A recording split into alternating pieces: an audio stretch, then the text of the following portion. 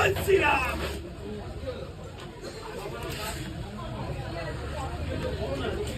এদিকে চাকমাই আছে ভালো।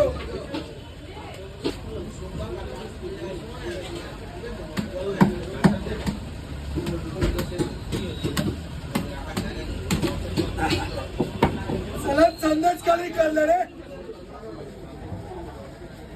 না না আমার ফ্রিজে রেখে দিয়েছিলাম, আমার ফ্রিজে রেখেছিলাম, তবে দিতে পারছি। সন্দেশ খালি হেভি।